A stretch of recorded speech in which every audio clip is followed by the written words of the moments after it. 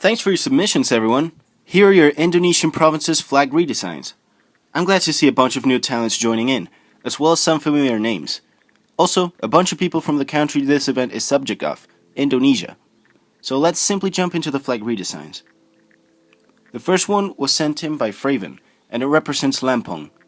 It's a vertical tricolor of green for the land, red for the lava, and blue for the waters, with the red stripe being slightly thicker. This stripe also has a yellow emblem designed after Mount Krakatoa erupting. Emblems are one of Fraven's favorite design resources, and they're pretty good. In this case, the base of the volcano is a seeger crown, a crown traditionally worn by princesses and queens of this region. And then, the erupted product takes the shape of the stylized map of the province. Overall, it's quite an eye-catching design, and it has a good amount of meaning embedded to it. Next, we have Samuel's design for Maluku. It's a Spanish fez of red for martyrdom and green for Islam, fimbriated in gold for unity. It has the coat of arms of the province and the green stripe, and to this, I ask myself, why? While the stripes make it an improvement compared to the seal on a bedsheet that would generally be used, leaving the coat of arms as a symbol to represent the province is something that could have been avoided. Then Francello sent in a design for North Sulawesi. It's a horizontal bicolor of red for its value and white for peacefulness, fimbriated in black to recall the history of the region. There's a spiral on the hoist half of the design, which represents different sides fighting for the island, and two leaves come out from it, one black symbolizing a wish for prosperity, and the other red symbolizing the achievements of the province, particularly independence from the Dutch. There's also a turquoise triangle based on the fly, which represents the tropical climate.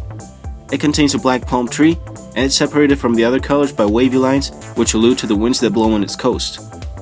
While it's definitely not an easy flag to recreate, it's quite a nice looking one, with a very unconventional design, and also it's showered in symbolism, so it's a full-on artistic expression. A stylization is not out of the question for it still.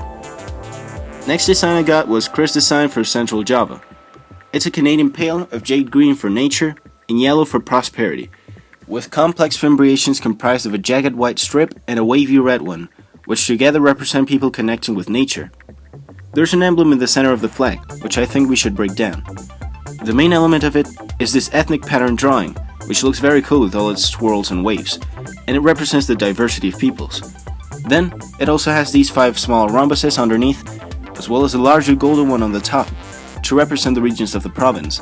And then, also this flower with 6 petals, one for each religion recognized in the province. This emblem might look rather complicated in design, same as these fimbriations, where the white part shows 12 peaks for the 12 volcanoes of the province, and the red represents the ocean bathing Central Java's coast north and south. Despite this challenging design, all the symbolism it features definitely makes up for it. Also, isn't it a stunningly beautiful flag? It might be a subjective opinion. Now we have the flag Vlad designed for Bali. It's a blue field which represents waters, with an orange concave striped thing alluding to the land. There's a golden temple occupying most of the blue field, atop which a mask and a star, both golden, are located. It is a good looking design. I particularly like the color choice in it, but I'm left wondering which temple that depiction refers to. Next up, we got Mystery Guy's design for Central Sulawesi. It's a diagonal bicolor of blue and yellow for loyalty and glory, respectively, with a large star in the center to represent the Pancasila principle of Indonesia, a recurring religious theme which refers to believing in the one and only God, colored in white to symbolize the bright future for the province as well as the whole country. The design is based on the coat of arms, with a much less lacy approach than the seal on a bedsheet thing. As a little factoid, the design is the same as one of several I tested for my school class on the event of our graduation. Then, here we have Abdullah's design, which is a special instance because this one is for a promise proposal, United Kalimantan. It's a horizontal bicolor of red and white, recalling the Indonesian flag, with a triangle at the hoist end, green for Islam and the rainforest.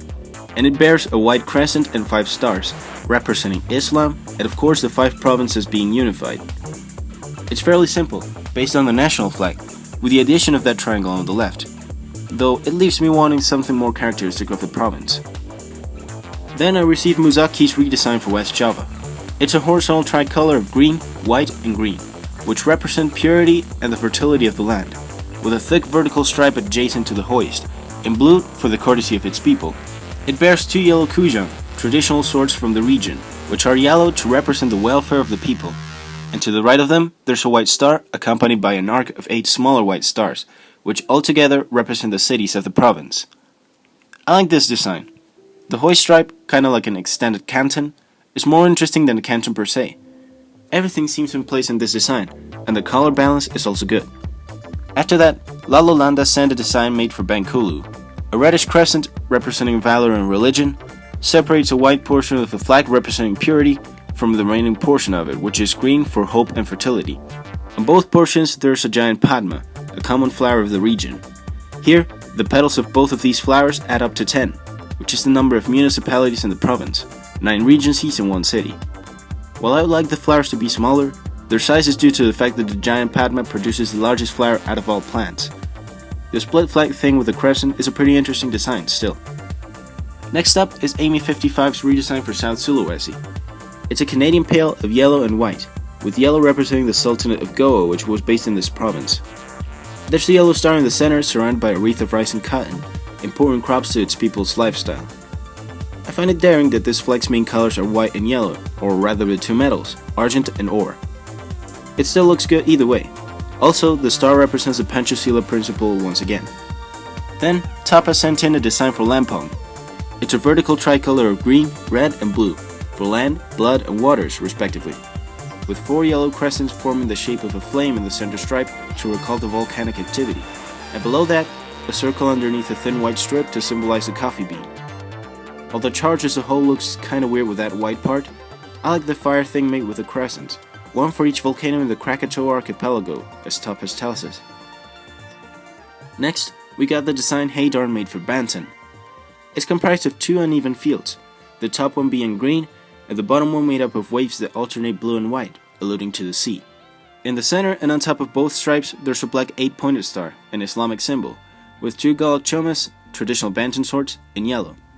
The uneven part of this flag is quite interesting, because the stripes are in such a proportion that the green represents the percentage of Banten tribe people in the province, and the blue is the percentage of Sanda tribe's people, while the star also represents the percentage of Baduy tribe people. And the swords, down to their color, refer to the old flag of the Sultanate of Banten. Overall, this is quite a brilliant and meaningful flag, not to mention the nice design. Then there's Irham's design for Maluku. It's got a lot of stripes, which are mirrored vertically across the flag, in white, blue, green, and red, for purity, the sea, nature, and the blood of the people, in that order. Then we've got 3 elements on the white stripe, a cloves plant representing spices, a Moluccan shield representing defense, and 2 parang salawuku, traditional Maluku swords. The many stripes bring a lot of color and symbolism to the design. However, there are too many elements in the central stripe. It would be better to symbolize them in a different way than using their image, or to integrate them all in a single emblem. Now, here's the design made by the Metro Rail for North Sulawesi.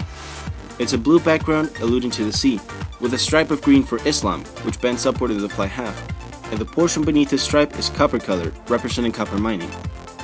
There's a 4-pointed star in the middle of the blue portion, 1 point for each city in the province, colored in yellow for the agriculture. I like the colors employed, even though it looks a bit eye-numbing. The shape of the green stripe is modeled after the geographical shape of the province, and the copper portion underneath also gives away an idea of copper lying underground and being mined, both noteworthy details that I like about this design. Next up is that Mexican guy's redesign for Aceh. It's a red field which represents the people's blood, with a black border that's fimbriated in white to symbolize the people themselves. It has a white crescent which represents Islam, with a 24-pointed star, 1 point for each city and regency, and a sword underneath these 2 elements symbolizing fighting for freedom. I think that the star might have too many points, but beside that, it's a good design, and the double-colored border looks like a fringe, which gives it a more ceremonial appearance. Now, we've got a design by Bard of a Lioness for Yogyakarta, a special city of Indonesia. It's a vertical uneven bicolor of red and blue, the latter being the color of the current Yogyakarta flag, with a white fimbriation, which symbolizes the soul of the people as the red symbolizes their body.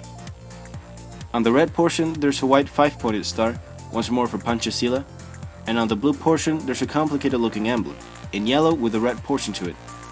This is a stylization of the first old Javanese character of the national motto, which reads like this, and it translates to United in our diversity. And its colors are the same as those of the royal emblem of Yogyakarta. I think it looks pretty neat. Next up, there's 2D submission for a Banten province flag. It's comprised of a Canadian pale of yellow and white, with thick green fimbriations. These colors represent diversity, glory, and ecology. On each yellow stripe, there are 4 coats of arms, one of each city or regency of the province. And in the remaining portion, there's the name of the province, its coat of arms, and its motto displayed across the 3 stripes. I think there's quite an evident problem here, which lies in the absurd amount of graphic elements that this flag has. There are more succinct ways to represent the 8 subdivisions of the province than using the coat of arms of each. Also, the text is a no-go. Perhaps only using the stripes would have been sufficient. And finally, there's BFP's design for a united Papua province, the second instance of a proposed province in this event. It's a white field recalling unity, with red and blue strips on the top and bottom, respectively, recalling their Dutch past in case of the blue, and their Indonesian present for the red. Rising over the blue strip, there are 3 green triangles overlapped, which stand for the mountains in the province. And above this, there's a white star with a red border to symbolize the island of New Guinea, which the province lies on. It's a nice striking design, though its symbolism leaves something to wish for, as it recycles the colors and one could assume meanings of not 1 but 2 flags. The star seems more fit as representing unity among the Papuan provinces. And so, that wraps up the submissions I received. Thank you all once more for participating. I was glad to receive designs as unique and varied as they came. I hope that you will participate in the next flag redesign event too.